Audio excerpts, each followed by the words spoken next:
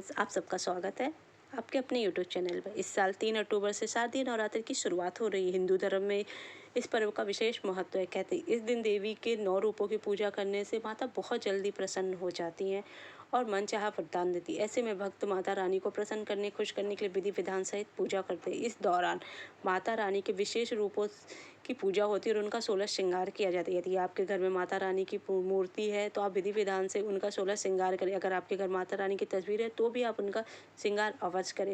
नवरात्रि में माता रानी के श्रृंगार का विशेष महत्व है। चलिए तो जानते हैं। हिंदू धर्म में 16 श्रृंगार बहुत शुभ है और सौभाग्य का प्रतीक माना जाता है। यही वजह है कि नवरात्रि के 9 दिनों में माता को 16 श्रृंगार की वस्तुएं अर्पित की जाती हैं। 16 श्रृंगार की वस्तुओं में मेहंदी, पायल, गाजर, लाल चूड़ियाँ, लाल चुनरी, लाल बिंदिया, काजल, मांग टीका, झुमका, नथ, बिछुआ, बाजूबंद, कमरबंद, मंगलसूत्र, जिसकी जगह आप फूलों का भी इस्तेमाल कर सकते हैं। इसके अलावा माता रानी को लाल रंग का जोड़ा बेहद बहुत पसंद है। ऐसे में अगर आप माता रानी को लाल रंग का जोड़ा चढ़ाते हैं तो माता रानी आपको के ऊपर जल्दी प्रसन्न हो जाएगी। नवरात्रि में माता रानी का श्रृंगार करने के लिए सबसे पहले एक चौकी की स्थापना करें। इस चौकी को गंगा जल से पवित्र करें। इस पे पीले या लाल रंग का कपड़ा बिछा दें। अब माता रानी की मूर्ति या तस्वीर को इस पर स्थापित करें। अगर आपके घर माता रानी की मूर्ति है तब उन्हें स्नान कराने के बाद लाल जोड़ा पहनाएं। इसके बाद उनकी आंखों में काजल, पैरों में आलता, बिंदिया, चूड़ी और बाकी श्रृंगार से उन्हें तैयार करें। आखिर में फूल माला और मोगरे का इत्र छिड़क कर उनके श्रृंगार को पूरा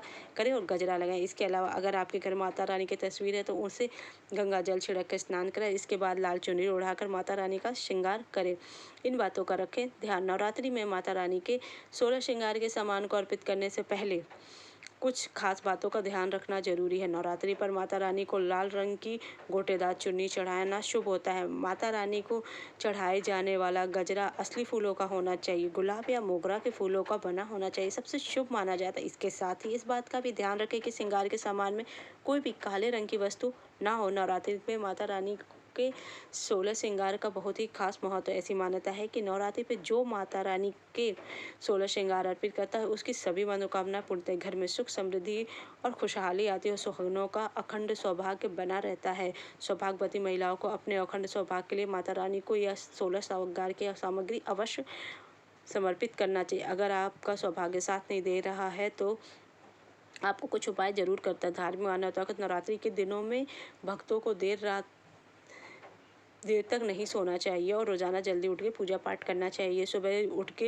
हल्दी मिश्रित जल से स्नान करना चाहिए और नवरात्रि में अखंड ज्योत का जरूर जलाना चाहिए। नवरात्रि में मौली खरीदे और फिर माता रानी को अर्पित करें। इसके बाद आप स्वयं इसे अपने हाथों में पहन लें, इससे शुभ होता है। चलिए तो जानते हैं नवरात्रि के 9 दिनों में माता रानी को कौन कौन से भोग लगाएं जिससे माता रानी हम पे प्रसन्न हो जाए। माँ शैलपुत्री। नवरात्रि के पहले दिन घट स्थापना की जाती है। इस दिन माँ दुर्गा के पहले स्वरूप शैलपुत्री की पूजा की जाती है। माँ शैलपुत्री हिमालय राज्य की पुत्री है। उनको सफ़ेद रंग पसंद है। इसके साथ ही उनको गाय के घी का बना हुआ भोग लगाया बहुत शुभ है। नवरात्रि के पहले दिन गाय के घी से बना हुआ हलवा, रबड़ी या मेवे का भोग लगाना बहुत शुभ होता है। दूसरे दिन ब्रह्मचारिणी को पसंद है शक्कर और पंचामृत। दूसरे दिन माँ के दूसरे स्वरूप ब्रह्मचारिणी की पूजा उनका प्रिय भोग है शक्कर और पंचामृत। नवरात्रि के दूसरे दिन इसका भोग माँ को अर्पित कर उपवास के दौरान आप इसे ग्रहण कर सकते हैं। नवरात्रि के तीसरे दिन माँ के चंद्रघंटा स्वरूप की उपासना अवश्य करें और दूध से बनी हुई वस्तुएं को समर्पित करें और खीर का भोग लगाना बहुत शुभ है। दूध माँ को बहुत प्रिय है, इसलिए इसका भोग माँ को अवश्य लगाएं। चौथे दिन माँ कुष्मांडा को लगाएं मालपुए का। नवरात्रि के चौथे दिन माँ कुष्मांडा की उपासना की जाती है। माँ को मालपुए का भोग लगाया जाता है। माँ को मालपुआ बहुत पसंद है। मालपुए के प्रसाद भोग लगाएं और लोगों में बांट दें। पाँचवें दिन माँ स्कंद माता। माँ दुर्गा के स्वरूप स्कंद माता की 5वें दिन पूजा होती है। माँ को सफ़ेद रंग फल बहुत पसंद है, इसलिए केले का भोग लगाया जाता है। तुरंत एनर्जी देने वाले फल को लेकर मान्यता है कि शारीरिक रोगों से मुक्ति मिलती है। कात्यायनी माँ। छठे दिन माँ कात्यायनी को देवी दुर्गा का छठा स्वरूप माना गया। पुराणों के अनुसार माना जाता है कि ऋषि पुत्री होने के कारण माँ को कात्यायनी नाम से जाना जाता है। माँ को भोग लगाने के लिए मीठे पान और चौकी या शहद का उपयोग आप जरूर करें। माँ कालरात्रि। माँ कालरात्रि दुष्टों का नाश करने वाली माता है।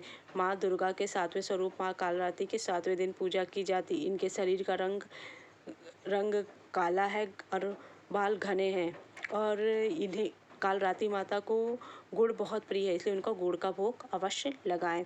8वां दिन महागौरी माँ दुर्गा का 8वां स्वरूप। अष्टमी के दिन माँ दुर्गा के महागौरी की उपासना की जाती है। महागौरी को हिमालय राज्य की पुत्री कहा गया है, इसलिए अष्टमी के दिन माँ को नारियल का गोला अवश्य चढ़ाएं। माँ सिद्धरात्रि माता को दुर्गा का 9वीं शक्ति कहा गया है। माँ सिद्धरात्रि भक्तों को सभी प्रकार की सिद्धियों को देने वाली नवरात्रि के 9वें दिन इनकी पूजा की जाती है। इसके बाद कन्या की पूजा की जाती है। पूजन करने के बाद इनको चना मसाला या फिर हलवा पूड़ी और खीर का भोग लगाना बेहद शुभ होता है। मान्यता होती है कि माता के 9 स्वरूपों में जो भी उनके प्रिय वस्तुओं का भोग लगाता है, जिससे कि माता रानी अवश्य प्रसन्न हो जाती हैंगी। तो इसलिए आप भी अपनी माता रानी को प्रसन्न करने के लिए नवरात्रि के 9 दिनों में 9 देवियों की पूजा करें और उनको विभिन्न विभिन्न प्रकार की वस्तुओं का भोग लगाएं और अखंड ज्योत का दीप जलाएं और अपने घर में जवारे बोए, जिससे कि माता रानी का सदैव आपके घर में वास हो। अगर आपको मेरा वीडियो अच्छा लगा तो मेरे चैनल को लाइक कीजिए, सब्सक्राइब कीजिए, शेयर कीजिए। Thank you so much.